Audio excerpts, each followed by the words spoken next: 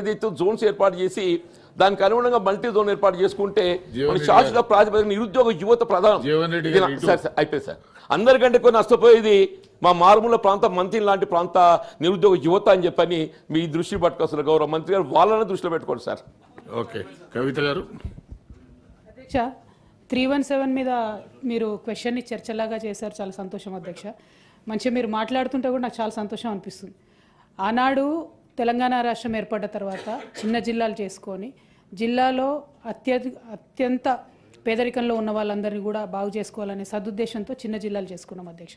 తర్వాత న్యాచురల్లీ అక్కడ రావాల్సిన ఉద్యోగులు, ఎస్టాబ్లిష్మెంట్, దీని అంతటి మీద కూడా గవర్నమెంట్ ఎక్సైజ్ చేసి ఆనాడు 317 జీవో తెచ్చుకున్నప్పుడు అడ్డగోలు విమర్శలు ఆనాడు చేసినటువంటి వాళ్ళంతా ఇవాళ అధికారంలో ఉన్నారు అధ్యక్ష, ఇంక్లూడింగ్ ప్రొఫెసర్ కోదండరామ్ సార్. ఇప్పుడే మాట్లాడుతూ నాకు ఎంత సంతోషమైందంటే నిజానికి 317 జీవో చాలా తక్కువ స్థాయిలో ఎఫెక్ట్ చేసింది, 2-3 జిల్లాల్లోనే ఎఫెక్ట్ అయిందని అన్నారు.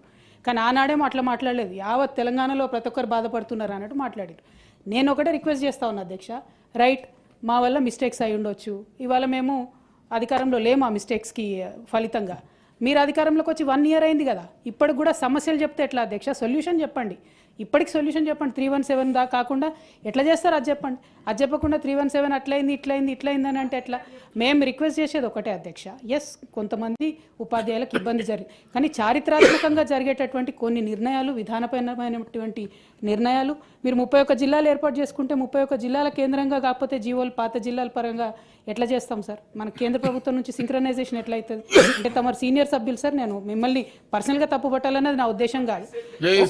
ఒకసారి జిల్లాలంటూ ఏర్పడ్డ తర్వాత వాటిని మనం కేంద్ర ప్రభుత్వానికి రికగ్నిషన్ కోసం పంపించిన తర్వాత సింక్రనైజేషన్ అనేది సిస్టంలో ఉండాలి కదా sir. So solution has to be found in that spirit. కానీ ఇప్పటికీ ప్రాబ్లమ్స్ డిస్కస్ చేసి ఇప్పటికీ మమ్మల్ని అనాలన్నది కొద్దిగా హాస్యాస్పదంగా అనిపిస్తాం sir. But I really hope తొందరగా సొల్యూషన్ ఫైండ్ అవుట్ చేయాలని కోరుతాం. చైర్మన్ సార్, ఈరోజు పెద్దలు ఏవిఎన్ రెడ్డి గారు, తీన్మార్ మల్లన్న గారు, కోదండరామ్ గారు, రఘోత్తమ్ రెడ్డి గారు, పెద్దలు జీవన్ రెడ్డి గారు, సోదరిమణి కవిత గారు 317 జీవోకు సంబంధించిన అంశంపై కొంతమంది అభిప్రాయాలు చెప్పారు, కొంతమంది వారి ఆలోచనలు కూడా తెలియజేయటం జరిగింది. అధ్యక్ష, మీకు తెలియంది కాదు, గౌరవ సభ్యులందరికీ కూడా తెలియంది కాదు, అసలు ఈ 317కు సంబంధించి దీని బేస్ ఏంది అధ్యక్ష? Presidential order 2018.